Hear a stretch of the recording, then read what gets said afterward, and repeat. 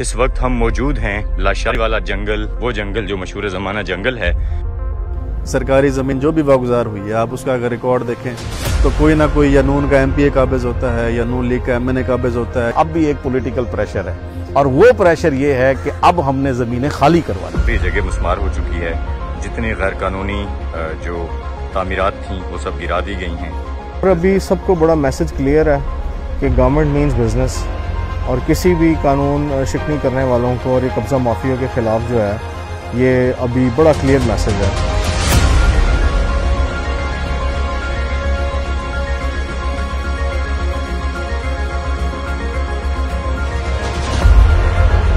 लाशारी वाले जंगल के हमने पिछले अरसे में तज़किरे सुने कि लाशारी वाला जंगल साउथ पंजाब में एक बहुत बड़ी जो सरकारी ज़मीन है वागुजार करवाई गई है। दरिया क्रॉस करेंगे और उस तरफ जाएंगे और देखेंगे कि इस आइलैंड में क्या है, और हम कोशिश करेंगे जानने की इंतज़ामिया से कि इंतज़ामिया इस हवाले से क्या कहती है, कि उनकी क्या प्लानिंग है और उन्होंने ये वागुजार कैसे करवाया। हमारे साथ रहिएगा। पीछे जो बाकियात नज़र आ रही हैं, ये बहुत सारे घर थे, कंस्ट्रक्शन थी, गैर कानूनी तामीरात थी दरिया के इस मरकज़ में, जो कि सरकारी ज़मीन थी, पंजाब गवर्नमेंट की ज़मीन थी, जिसे पंजाब गवर्नमेंट ने वागुजार करवाया और इन सब बाकियात को गिरा दिया। डॉक्टर साहब हमारे साथ हैं, हम इनकी मौजूदगी का फ़ायदा उठाते हैं। डॉक्टर साहब ये बताइएगा कि ये जो लाशारी वाला जंगल है, जी, अगर मैं स्पेसिफिक वर्ड कहूँ तो लाशारी वाला जंगल क्या है, इसको आप लोगों ने किस तरह से इतनी हाइप क्यों है? लाशारी वाला जंगल की हाइप की सबसे पहली वजह तो ये है कि ये एक सिविलाइजेशन, शहरी आबादी के बिल्कुल पास एक ऐसी जगह है कि आप अगर यहाँ एंटर हो तो आपको लगता है कि आप बिल्कुल एक नई दुनिया में आ गए हैं। इसकी अपनी एक हैबिटेट है, इसकी वाइल्ड लाइफ की एक अपनी खूबी है। फिर ये बिल्कुल एक आइलैंड की तरह है, चारों तरफ इसके दरियाए सिंध है और बड़ा खुला चौड़ा एरिया है और बड़ा ग्रीन, बड़ा खूबसूरत है। अगर आप इसमें जब एंटर होते हैं तो लगता है कि आप एक नई दुनिया में आ गए हैं। दूसरी इसकी जो मैं वजह बताऊं इसकी फेमस होने की, वो ये भी थी कि ये बहुत अरसे से जो है ना, ये एक ख़ास ग्रुप था जिसके कब्ज़े में रहा है, पब्लिक के लिए नो गो एरिया था, और ये हमारे लिए एक बहुत बड़ा ये जो है ना एक टास्क था कि हमने उससे इसको वागुजार करवाया है।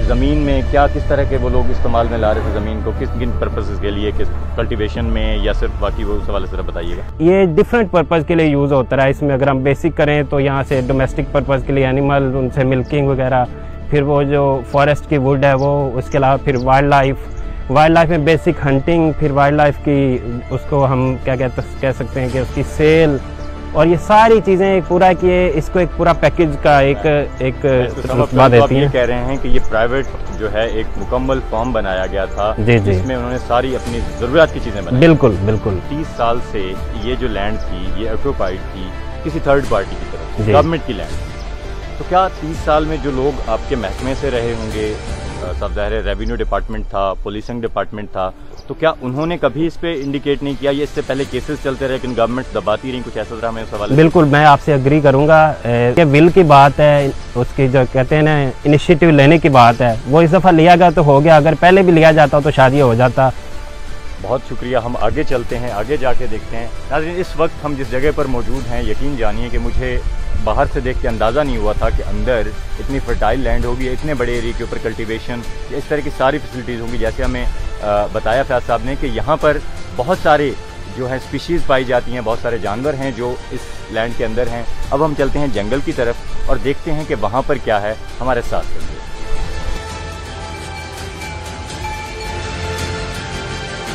मकामी लोगों का यहाँ बताना है कि ये जो जगह है, यहाँ पर इस जंगल के ऊपर कुछ मकामी सियासतदानों की लड़ाई हुई, कब्जा ग्रुप और कुछ और लोग थे यहाँ के, जिसमें ये जंगल को पता नहीं किसने आग लगाई, लेकिन इस जंगल को जलाने की कोशिश की गई, इसमें बहुत ज़्यादा नुकसान हुआ। और उसके बाद हुकूमत जो है वो एक्टिव हुई और उन्होंने प्रॉपरली इस पे जो है एवैक्यूएशन ऑपरेशन स्टार्ट किया और फिर ये कब्जा सारा वागुजार करा।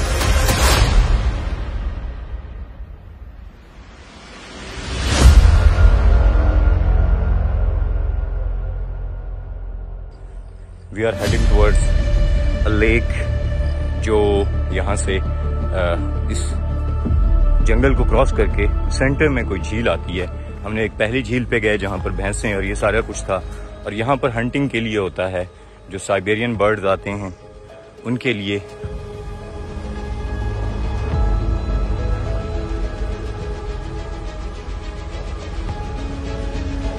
ये बहुत सारी स्ट्रीम्स हैं। हम एक स्ट्रीम को फॉलो करते हुए उस झील की तरफ जाते हैं और देखते हैं कि झील में क्या है, कितना पानी है और किस तरह की झील है।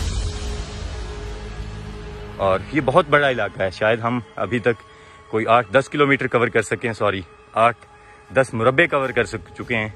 इसके अलावा आगे भी ये सारी इसी तरह की लैंड है।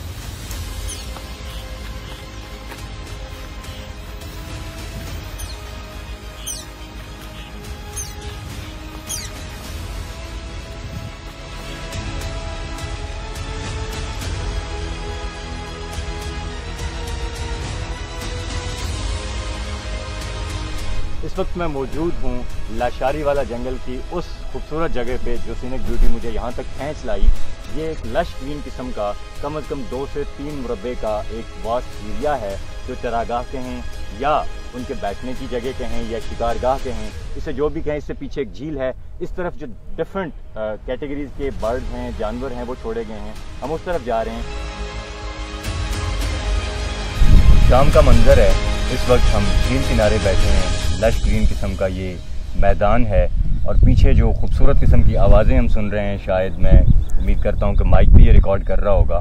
मगर नवीद साहब मुझे ये बताएं, आप यहाँ के लोकल जर्नलिस्ट हैं, आप मुझे बताएं कि ये जो कब्ज़ा था, आखिर ये इसमें 30-35 साल को कोट किया जा रहा है, 30-35 साल से कब्ज़ा था, तो इससे पहले, इस गवर्नमेंट के आने से पहले आपने कभी इसके बारे में सुना कि लशारी वाला जंगल भी है, वहाँ किसी थर्ड पार्टी का कब्जा भी है, या इस तरह से कुछ? कभी भी नहीं सुना कि ऐसा कोई लशारी वाला जंगल, और इतना खूबसूरत, क्योंकि कब्जा माफिया का इतना इस कदर होल्ड था कि आम पब्लिक की यहाँ पे रसाई नहीं हुई। अगर किसी और की रसाई जर्नलिस्ट या किसी की होती तो पता चलता कि ये जो कब्जा माफिया उन्होंने कौन सी चीज को जो है आपने अंदर छुपाया है, क्योंकि उसमें मुकम्मल तौर पर हिडन ज्वेल था जिसे उन्होंने छुपा के रखा हुआ था, दुनिया के सामने ही ना, बिल्कुल छुपा के रखा हुआ था। उसमें उन्होंने शिकार गाहें बनाई हुई हैं जहाँ पे शिकार करते थे, कुछ भी है। ये तो ज़िला इंतजामिया मुजफ्फरगढ़ खास तौर पर असिस्टेंट कमिश्नर कोर्ट अब्दू की दिलचस्पी है कि इस चीज़ को ऑन किया गया। और पिछली हुकूमत भी शायद सरपरस्ती ही करती रही होंगी कि 30 साल से जो है कब्जा माफिया यहाँ पे कब्जा किया है, और मेरे ख्याल में कि अरबों रुपए अब तक जो है वो यहाँ से कमा चुके हैं। 30,000 एकड़ पर मुश्तमिल ये एक दरिया का कुदरती जजीरा है और इसको एक रामसर साइट डिक्लेयर किया गया है इंटरनेशनल उसकी सियाहत की।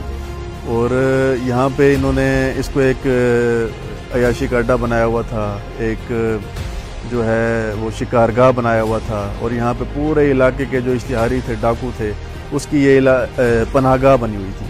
हमने वज़ीर आला साहब के नोटिस में दिया, वज़ीर आला साहब ने इस पर फौरी एक्शन किया और पूरी ज़िले की इंतज़ामिया, पूरे ज़िले की पुलिस की नफरी ने यहाँ पे ऑपरेशन किया है और उसको वागुजार कराया है, जिसकी वजह से पूरा इलाका जो है वो बहुत खुश है।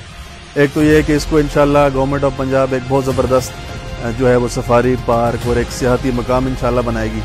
आपने विज़िट भी किया होगा, ज़बरदस्त एक पूरे, मैं कहता हूँ कि पूरे जनूबी पंजाब की सबसे खूबसूरत वो एक कुदरती जजीरा है। और इसकी जो महकमा रेवेन्यू ने, एसी और डीसी ने जो रिपोर्ट की है, इसकी तकरीबन 5 करोड़ सालाना आमदन है। इस पे एंटी करप्शन में केसेस भी भिजवाए गए हैं, जो साहब का यहाँ पे काबिज थे नून लीग के MP और MN उनके खिलाफ अब केसेस भी चल रहे हैं। अब हमारा अमल ये है कि हम इसको पब्लिक के लिए ओपन कर दें।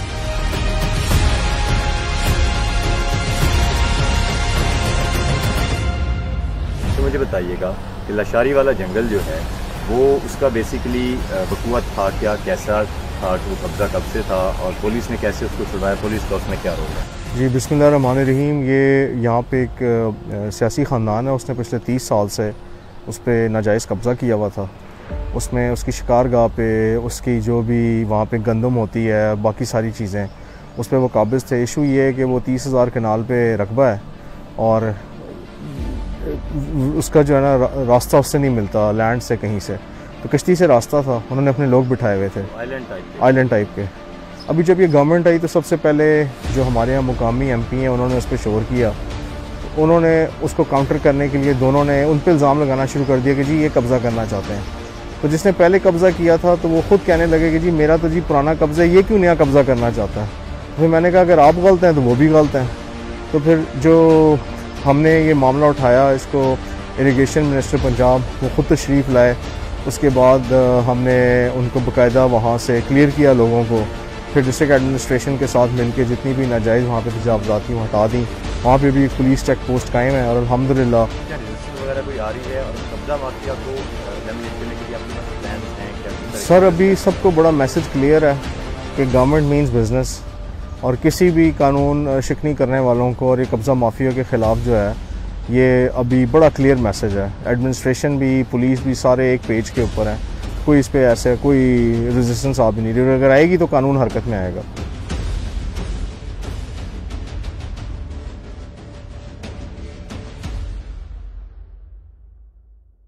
ये एक लैंड है जो आपने खाली कराई और ये किस तरह से आप सब एक्शन कर रहे हैं, इसकी पॉलिसी है क्या? आपने एक फ्लड कमीशन की एक रिपोर्ट पढ़ी होगी 2010 में, जब फ्लड आया था और कोटद्दू शहर इनंडेट हो गया था। उसमें जो सबसे बड़ा तस्करा था वो इसी पॉन्ड एरिया का था और इसी पॉन्ड एरिया में एक बहुत ही खूबसूरत जंगल है जिसको लाशारी वाला जंगल कहते हैं जी। तो अब अल्हम्दुलिल्लाह ये स्टेज है कि हमारे पास 2375 एकड़ रकबा एक आइलैंड की शक्ल में जो इंडस रिवर के सेंटर में आता है, तौसा बैराज से अपस्ट्रीम है, उसमें उसको हमने रिट्रीव करा लिया हुआ है और ये कोई 19,000 कनाल जमीन बनती है। 19,000 कनाल जमीन बनती है। ये आपने देखा है कि वो लाशारी पार्क जो है वो सराउंडेड है, प्योरली वो वाटर है चारों तरफ से और वो एक आइलैंड सा है। उसके ऊपर अगर हम एक खूबसूरत सी एक बोट ब्रिज बना दें या वहाँ पर हम बोट्स के ज़रिए लोगों को ट्रांसपोर्ट करना शुरू करें तो बहुत अच्छा एक रिजॉर्ट बन सकता है, जहाँ पर मेरा ये ख्याल है कि साउथ पंजाब के लोग जो हैं वो बहुत ज़्यादा इंजॉय करेंगे। ये हमारे लिए एक साउथ पंजाब के लिए एक एसेट भी होगा, लोगों के लिए रिक्रिएशन भी होगी, वाइल्ड लाइफ भी होगी, नेचुरल हैबिटेट भी होगा और सरकार की ज़मीन प्रिजर्व भी हो जाएगी। पहले हम देखते थे पॉलिटिकल प्रेशर होता था कमिश्नर, डिप्टी कमिश्नर्स के ऊपर, डिस्ट्रिक्ट में बहुत सारे लोग आते थे। अब भी साफ जाहिर है, ऐसा नहीं कह सकते कि नहीं होगा।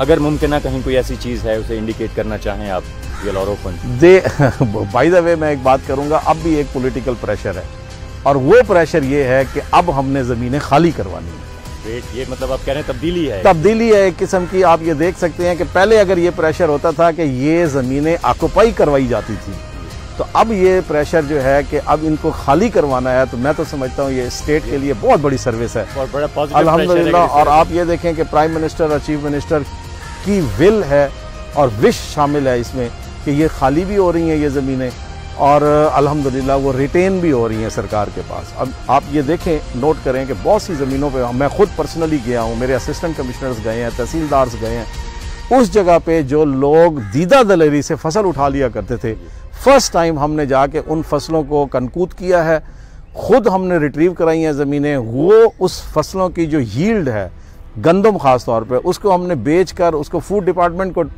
प्रोवाइड किया। तो अल्हम्दुलिल्लाह इससे एक स्टेट की रिट कायम हुई है और आई होप सो कि इंशाअल्लाह ताला ये रिट आगे कायम रहेगी, पॉलिटिकल विल कायम रहेगी और विल हुई है जो स्टेट को अपने हमने स्टेट की रिट को अपहोल्ड करना है। Thank you so much sir. जी बहुत वेलकम। शुक्रिया। वेलकम। आपने सुना, हम इस वक्त डिस्ट्रिक्ट मुजफ्फरगढ़ की ही सिर्फ बात कर रहे हैं, लेकिन ये सिर्फ मुजफ्फरगढ़ तक सिलसिला नहीं है, ये पूरे पाकिस्तान में और ख़ासकर पंजाब में जो है सरदार उस्मान बुज़दार साहब का और प्राइम मिनिस्टर साहब का जो विजन है उसके अकॉर्डिंग यहाँ पर प्रोविंशियल लेवल की जो कैंपेन थी उसमें जो प्रोविंशियल लैंड्स हैं एज वेल एज सेंट्रल जो लैंड्स हैं उनको रिकवर किया जा रहा है। और यही जैसे डीसी साहब ने कहा कि ये एक बड़ी तब्दीली है कि पहले भी प्रेशर आता था, वो कब्जे करने के लिए था, ये फर्स्ट टाइम है कि प्रेशर आ रहा है लेकिन कब्जे छुड़ाने के लिए। उम्मीद है कि यही विल कंटिन्यू रहेगी। हमें इजाज़त दीजिए, अल्लाह हाफ़िज़।